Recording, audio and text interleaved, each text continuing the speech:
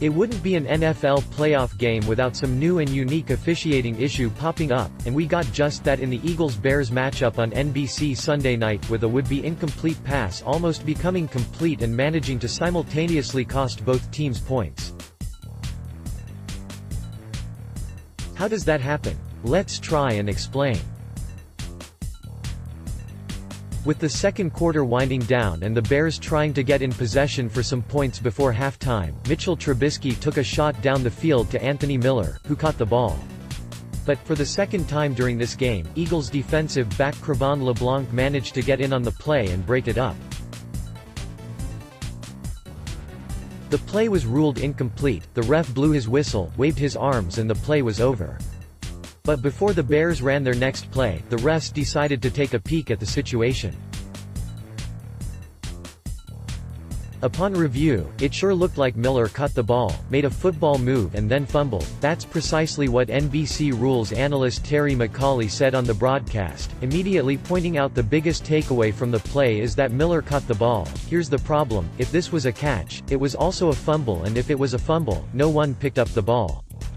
Well, technically one of the refs picked up the ball after it sat on the ground forever. If this was a catch and a fumble and no one picked up the ball, it would be no clear recovery and the Bears would get the ball.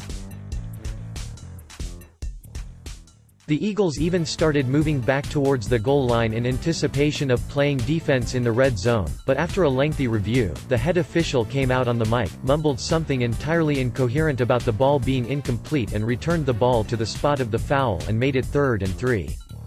For the Bears, the whole thing was very bizarre and very confusing, and one of the exact reasons people get so up in arms over NFL football games on big stages. When there's a standalone game that everyone is watching, particularly one with playoff stakes, the job the officials do is only magnified.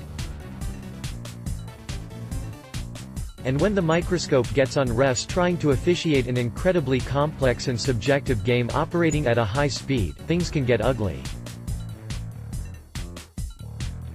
However, according to the NFL rulebook, this was probably the right decision. As highlighted by the guys at footballzebras.com, if it's a bang-bang play, then it's ruled incomplete. And this was no doubt a bang-bang play, hence why the refs had to make a split-second decision on the call. The dagger here is that the Bears still managed to convert a field goal. As a result, they led going into halftime. If the Eagles had jumped on the ball, it's possible the refs would have given the Eagles the ball on a recovered fumble. Seriously, that's how mumbled the explanation for the outcome was. And for the Bears, it's a dagger, because it felt like watching the situation on replay. They should been rewarded for the play being a catch and a fumble and no one recovering. So it managed to cost both teams a few points, even if the ultimate outcome felt fair. Playoff officiating, everyone.